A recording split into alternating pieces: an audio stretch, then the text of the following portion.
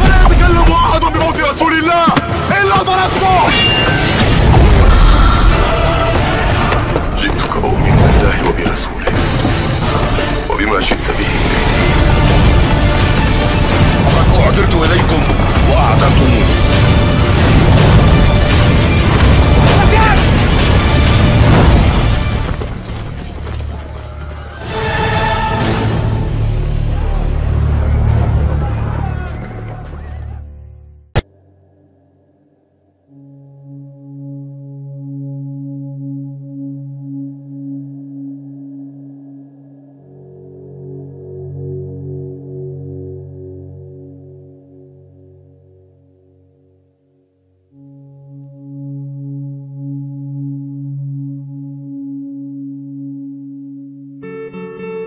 Pada akhir zaman, umat manusia akan menghadapi serangkaian peristiwa besar yang telah lama disampaikan melalui wahyu ilahi. 3 tokoh penting akan memainkan peranan sentral dalam rentetan kejadian ini: Imam Mahdi, Dajjal, dan Nabi Isa, putra Maryam. Kisah mereka saling berkaitan dalam benang merah nubuat kenabian yang menggambarkan pertarungan antara kebenaran dan kebatilan. Dalam tradisi Islam yang bersumber dari hadis-hadis sahih, ketiga tokoh ini bukan sekadar simbol, tetapi akan benar-benar muncul dalam kehidupan manusia di akhir zaman. Imam Mahdi adalah seorang laki-laki dari keturunan Nabi Muhammad yang akan muncul di masa kekacauan dan ketidakadilan merajalela. Ketika umat manusia telah jauh dari petunjuk Tuhan dan kezaliman menjadi hukum yang berlaku, Imam Mahdi akan muncul sebagai pemimpin yang adil dan saleh. Ia tidak menciptakan kenabian baru karena ia bukan seorang nabi, namun peranannya sebagai pemimpin umat sangat penting. Imam Mahdi akan mempersatukan kaum muslimin yang tercerai-berai, membimbing mereka kembali kepada ajaran yang lurus, dan menyiapkan dunia untuk kedatangan Nabi Isa. Dalam fase ini, muncul sosok paling menyesatkan dalam sejarah manusia, yaitu Dajjal. Dajjal adalah makhluk yang akan datang dengan fitnah luar biasa, membawa tipu daya yang belum pernah terjadi sebelumnya. Ia akan mengklaim sebagai Tuhan, menunjukkan kekuatan-kekuatan luar biasa yang membuat banyak manusia tertipu, terutama mereka yang lemah iman. Dajjal akan menciptakan fitnah dengan kemampuan mengendalikan hujan, menyuburkan tanah, menghidupkan kembali orang mati dengan tipu daya, serta memberikan kekayaan atau menyebabkan kemiskinan. Dajjal akan menguasai bumi dalam waktu singkat, kecuali Makkah dan Madinah yang dijaga oleh malaikat. Pada puncak kekacauan dan kekuasaan Dajjal, Imam Mahdi akan berada di tengah-tengah umat Islam, memimpin mereka dalam perlawanan terhadap Dajjal. Namun, Imam Mahdi tidak ditakdirkan untuk membunuh Dajjal. Disinilah peran Nabi Isa putra Maryam menjadi sangat krusial. Nabi Isa akan diturunkan kembali ke dunia, bukan sebagai nabi yang membawa syariat baru, melainkan sebagai pengikut syariat Nabi Muhammad. Ia akan turun di Menara Putih di sebelah timur kota Damaskus, mengenakan 2 kain berwarna kekuningan, dengan kedua tangannya bersandar pada sayap 2 malaikat. Setelah Nabi Isa turun, ia akan segera mencari dan bergabung dengan Imam Mahdi dan pasukan muslimin. Mereka akan sholat berjamaah, dan dalam peristiwa ini, Imam Mahdi akan menawarkan Nabi Isa untuk menjadi imam sholat. Namun, Nabi Isa akan menolak dan berkata bahwa sholat ini adalah kehormatan bagi umat Nabi Muhammad dan mempersilakan Imam Mahdi menjadi imam. Ini menunjukkan bahwa Nabi Isa datang bukan untuk membawa ajaran baru, tetapi untuk menegaskan keberlanjutan Islam sebagai agama terakhir. Setelah bergabung, Nabi Isa akan memimpin umat Islam dalam memburu Dajjal. Akhirnya, Nabi Isa akan membunuh Dajjal di Gerbang Lud, sebuah tempat di wilayah Palestina. Dengan terbunuhnya Dajjal, fitnah terbesar dalam sejarah umat manusia pun berakhir. Dunia akan memasuki era keadilan dan kedamaian di bawah kepemimpinan Nabi Isa dan Imam Mahdi. Selama masa ini, semua bentuk penyelewengan ajaran agama akan dihancurkan. Nabi Isa akan mematahkan salib membunuh babi, dan menghapus jizyah, pajak perlindungan non-muslim, karena saat itu semua manusia akan memeluk agama Islam. Tidak akan ada lagi agama selain Islam, bukan karena paksaan, tetapi karena cahaya kebenaran telah jelas dan nyata. Masa itu disebut sebagai zaman keemasan, di mana bumi akan penuh berkah, keadilan, dan kemakmuran. Nabi Isa akan hidup di bumi selama beberapa tahun, kemudian meninggal dunia sebagaimana manusia lainnya. Ia akan dikuburkan di bumi. Demikian pula Imam Mahdi.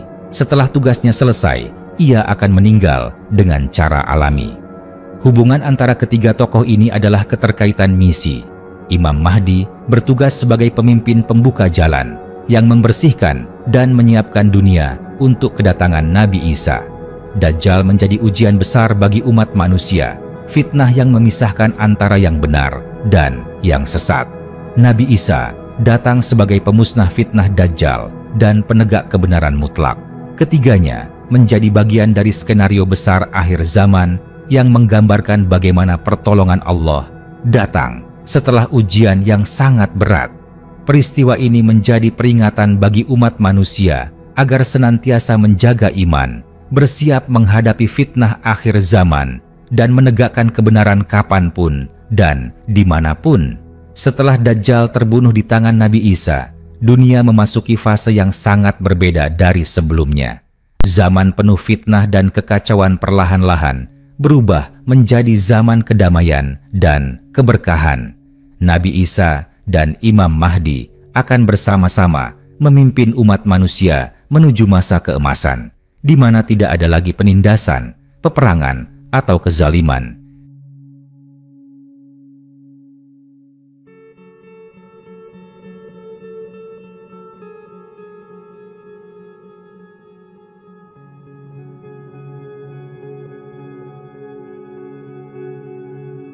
Segala bentuk ketimpangan sosial akan dilenyapkan.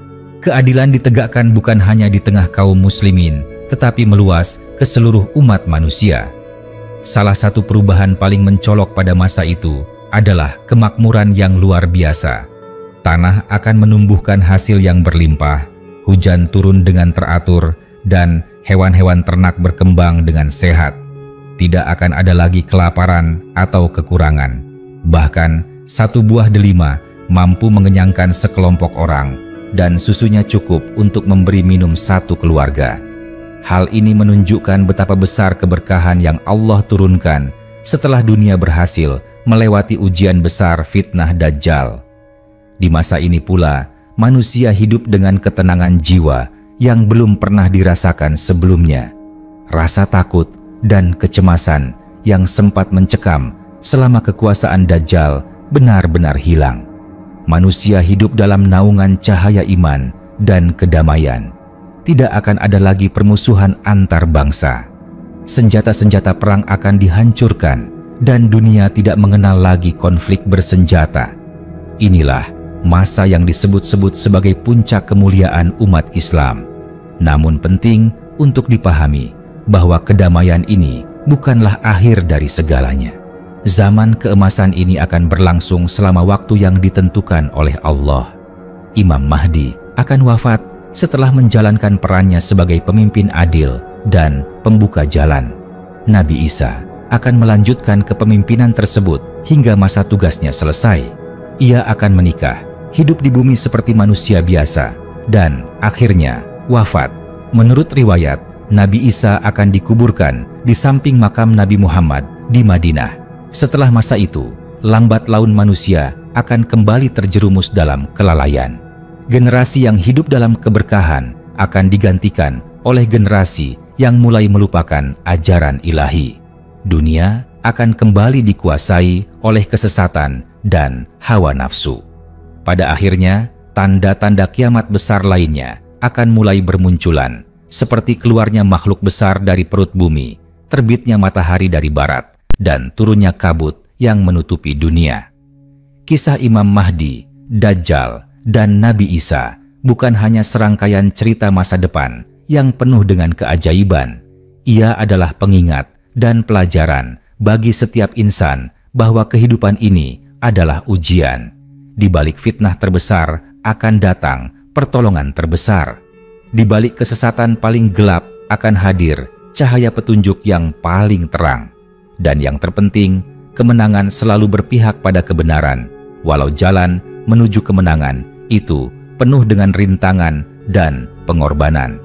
Sebagai umat Islam, peristiwa ini seharusnya menjadi bahan perenungan mendalam. Iman harus dijaga, pengetahuan tentang akhir zaman perlu dipelajari, dan amal saleh harus ditingkatkan. Tidak ada yang mengetahui kapan peristiwa-peristiwa besar ini akan terjadi.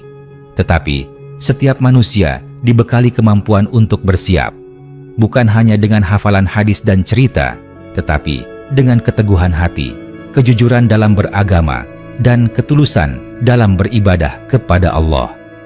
Imam Mahdi adalah simbol harapan, Dajjal adalah simbol ujian, Nabi Isa adalah simbol kemenangan iman. Ketiganya adalah bagian dari rencana Allah untuk menegakkan kebenaran sebelum hari kiamat yang sesungguhnya tiba. Maka, bagi siapa saja yang hidup di masa ini atau di masa yang akan datang, kunci utama untuk selamat hanyalah satu: tetap berpegang teguh pada petunjuk Allah dan menjauhi segala bentuk penyesatan. Setelah Nabi Isa wafat, dunia perlahan akan kembali memasuki fase kejatuhan moral dan spiritual. Kemenangan yang telah diraih sebelumnya, meskipun sangat luar biasa, tidak bisa dipertahankan selamanya oleh umat manusia yang cenderung lupa dan lalai. Generasi yang hidup setelah wafatnya Nabi Isa adalah generasi yang belum tentu mengalami sendiri masa-masa keemasan itu. Tanpa kepemimpinan adil seperti Imam Mahdi dan Nabi Isa, umat manusia kembali membuka pintu-pintu kelalaian dan kesesatan. Ajaran Islam tetap ada, namun sedikit demi sedikit mulai ditinggalkan. Al-Quran masih dibaca, namun tidak lagi dihayati. Masjid tetap berdiri, namun mulai kosong dari makna dan semangat beribadah. Amal perbuatan lebih didasari oleh kepentingan dunia daripada keikhlasan kepada Tuhan. Perpecahan dan pertikaian kembali mencuat. Manusia lebih sibuk mengejar harta, kekuasaan, dan pujian daripada menegakkan kebenaran dan keadilan. Dunia yang sebelumnya tenang mulai kembali bergolak. Pada masa ini, tanda-tanda besar kiamat mulai muncul satu persatu. Di antara yang paling menggemparkan adalah keluarnya Dabbatul Ard, yakni makhluk besar dari dalam bumi yang akan berbicara kepada manusia tentang kebenaran ayat-ayat Tuhan yang selama ini mereka dustakan. Matahari akan terbit dari arah barat, menandakan bahwa pintu tobat telah tertutup. Tidak ada lagi manfaat dari keimanan yang baru tumbuh pada saat itu, karena masa ujian telah berakhir dan masa penentuan telah tiba.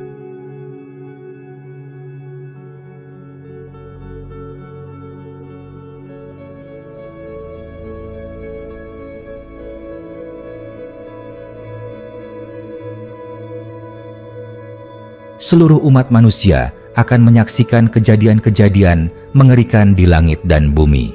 Gunung-gunung dihancurkan seperti kapas, lautan meluap, dan langit terbelah. Malaikat Israfil akan meniup sangkakala yang menandai kehancuran seluruh makhluk hidup. Tidak ada seorang pun yang luput dari kedahsyatan hari itu. Semua manusia yang pernah hidup akan dibangkitkan kembali untuk dihisab amal perbuatannya.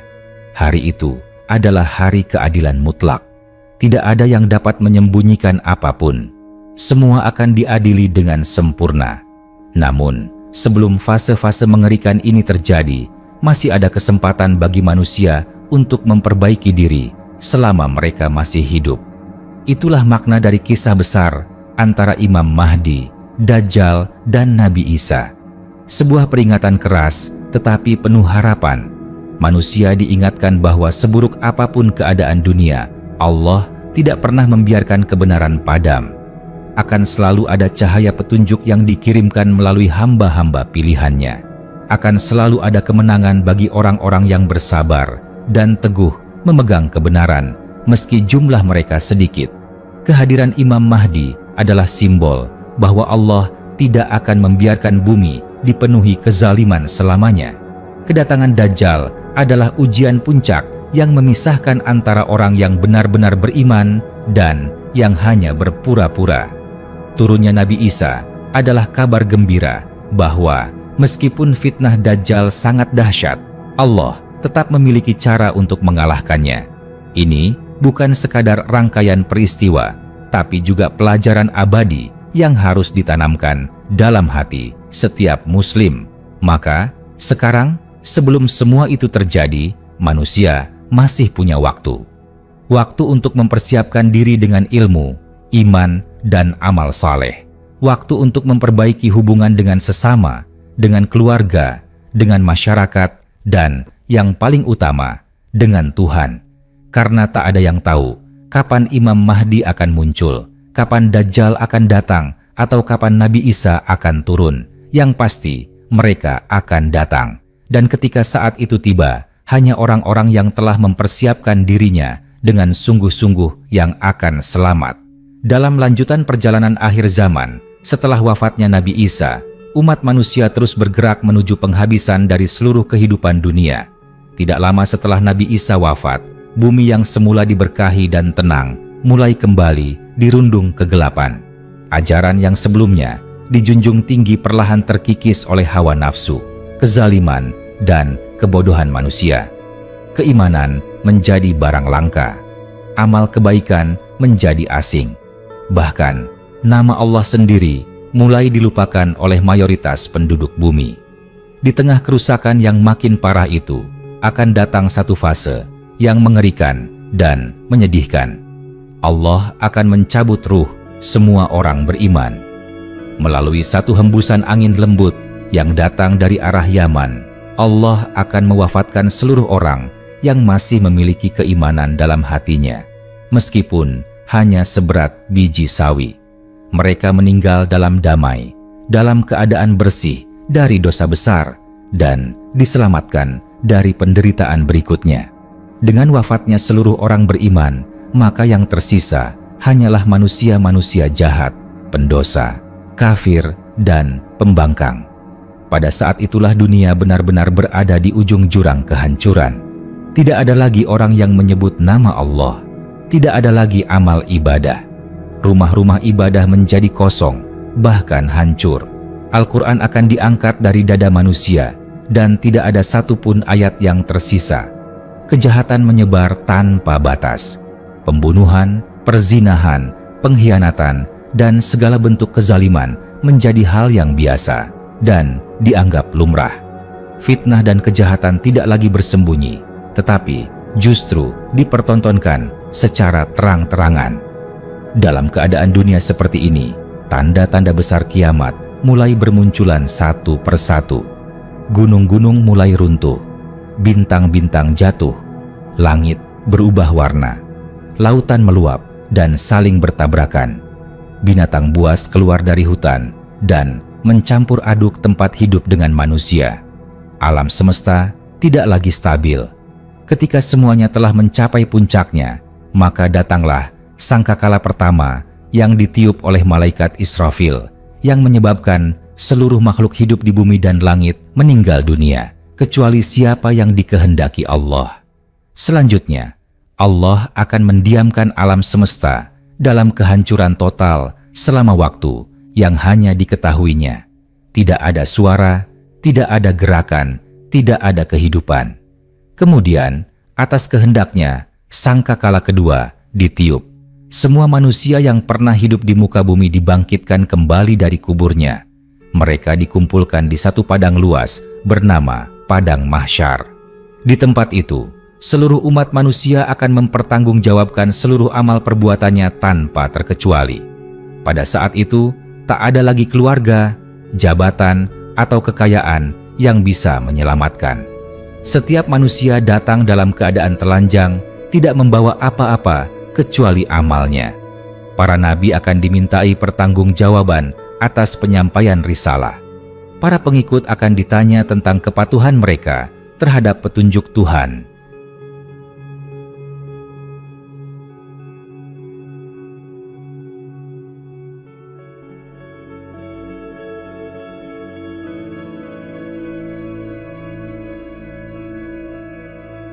Hari itu adalah hari pengadilan paling agung, ketika semua kebenaran dibuka dan semua kebohongan disingkap. Hari itu adalah hari ketika surga dan neraka akan ditentukan. Orang-orang yang selamat adalah mereka yang selama hidupnya berpegang teguh pada keimanan, yang tetap teguh di atas jalan yang benar, meskipun harus menghadapi fitnah besar seperti Dajjal, dan tetap menjaga tauhid walau hidup di masa penuh kezaliman. Mereka akan mendapatkan balasan berupa surga yang kekal, tempat penuh kenikmatan yang tak pernah terputus. Sementara mereka yang mengikuti jalan kesesatan, yang menjadi pengikut Dajjal, atau yang menolak ajakan para nabi, termasuk Nabi Isa dan Imam Mahdi, akan dimasukkan ke dalam neraka sebagai balasan atas keingkaran mereka. Inilah akhir dari seluruh kisah besar umat manusia. Sebuah perjalanan panjang dari penciptaan, ujian, dan pertarungan antara kebenaran dan kebatilan yang berujung pada keadilan sempurna dari Sang Pencipta. Kisah Imam Mahdi, Dajjal, dan Nabi Isa adalah bagian dari alur besar ini. Sebuah pengingat bahwa hidup bukan hanya tentang dunia semata, tetapi tentang bekal menuju kehidupan yang abadi. Mereka yang mempersiapkan dirinya, yang belajar dan mengamalkan ajaran Islam dengan sungguh-sungguh, yang tidak mudah tergoda oleh dunia, akan meraih keselamatan. Dan mereka yang lalai, yang tertipu oleh gemerlap dunia, akan menyesal ketika semuanya telah terlambat. Setelah seluruh makhluk dibangkitkan di padang mahsyar, keadaan menjadi sangat mencekam. Matahari didekatkan sejauh 1 mil di atas kepala. Manusia dibanjiri peluh sesuai kadar dosanya. Ada yang keringatnya sampai mata kaki, ada yang sampai lutut, dada, bahkan ada yang tenggelam dalam keringatnya sendiri. Tidak ada tempat berlindung kecuali naungan dari Allah yang hanya diberikan kepada golongan-golongan tertentu, seperti pemimpin adil, pemuda yang tumbuh dalam ibadah, dan orang-orang yang hati mereka selalu terpaut pada masjid. Pada saat inilah catatan amal dibuka. Segala sesuatu yang pernah dilakukan manusia, sekecil apapun, akan dibacakan dan ditampakkan. Lidah, tangan, kaki, bahkan kulit akan menjadi saksi atas apa yang dikerjakan. Orang-orang yang pada masa hidupnya berbuat kebaikan dengan keikhlasan akan menerima catatan amal dari tangan kanan mereka sebagai tanda keselamatan. Sedangkan mereka yang kufur dan membangkang akan menerima catatan amal dari tangan kiri, bahkan dari belakang punggung mereka, sebagai pertanda kecelakaan abadi. Imam Mahdi, meskipun perannya berakhir sebelum hari kiamat datang, akan tetap dimuliakan sebagai pemimpin yang membawa umat kembali pada kebenaran. Ia akan dibangkitkan bersama orang-orang saleh. Demikian juga Nabi Isa, yang meskipun bukan pembawa syariat baru, di akhir zaman menjadi saksi dan penegak ajaran Nabi terakhir. Ia akan berdiri di sisi orang-orang beriman, menjadi bagian dari para Nabi dan Rasul yang akan memberi kesaksian atas umat-umat mereka. Adapun Dajjal, makhluk penuh fitnah yang telah dibunuh oleh Nabi Isa, akan menjadi simbol kehinaan dan kerusakan. Meski telah mati sebelum kiamat, ia tidak dibangkitkan bersama manusia dalam bentuk pengadilan yang sama. Karena Dajjal bukan manusia biasa. Ia adalah makhluk yang diutus sebagai ujian. Namun, para pengikutnya, mereka yang membela kebatilan dan tunduk pada tipu dayanya, akan menerima balasan setimpal dan diseret ke dalam neraka bersama golongan orang-orang kafir dan munafik. Setelah hisab, manusia akan melewati jembatan yang terbentang di atas neraka yang disebut Syirat. Jembatan ini lebih tipis dari rambut dan lebih tajam dari pedang. Di bawahnya, api neraka berkobar dengan dahsyat. Setiap orang harus melewati jembatan ini sesuai dengan kadar amalnya. Ada yang melintasinya secepat kilat, ada yang merangkak, ada yang tersungkur dan jatuh ke dalam neraka. Disinilah keimanan dan amal akan menjadi penyelamat sejati. Mereka yang selamat akan sampai di surga, negeri abadi yang penuh kedamaian. Di surga, para penghuni akan mendapatkan kenikmatan yang tidak pernah terbayangkan. Tidak ada rasa sakit, tidak ada kesedihan, tidak ada kematian. Mereka hidup dalam kebahagiaan bersama keluarga dan orang-orang yang mereka cintai yang juga beriman. Di sana, mereka akan bertemu para nabi, termasuk Nabi Muhammad, Nabi Isa, dan para syuhada. Mereka akan minum dari telaga yang tidak membuat haus dan menikmati segala jenis kenikmatan yang tidak pernah pudar. Sebaliknya, mereka yang masuk ke neraka akan mengalami siksaan yang sangat pedih dan tidak terbayangkan. Kulit mereka dibakar, lalu diganti dengan kulit baru agar bisa merasakan siksa lagi. Mereka diikat dengan rantai, dipaksa meminum air mendidih, dan dibakar tanpa henti. Inilah balasan bagi mereka yang menyombongkan diri di hadapan Tuhan, yang menolak kebenaran, dan yang mengikuti pemimpin kebatilan seperti Dajjal.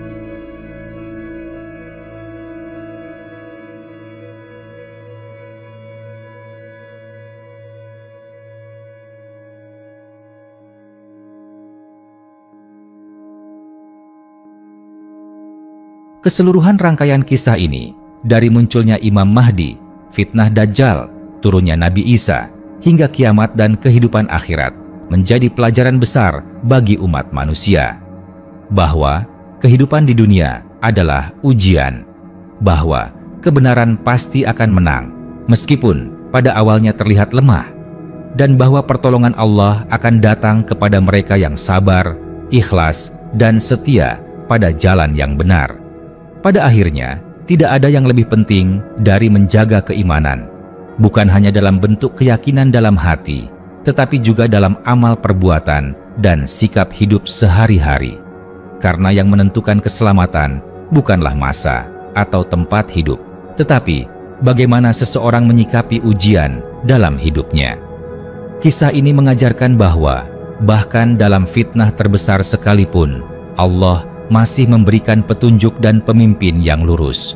Semoga kita termasuk dalam golongan yang senantiasa bersiap, bukan hanya dengan ilmu, tapi juga dengan amal, dengan taubat, dan dengan hati yang tunduk kepada Tuhan semesta alam. Setelah seluruh jiwa menerima keputusan dari pengadilan ilahi yang adil, kehidupan abadi dimulai.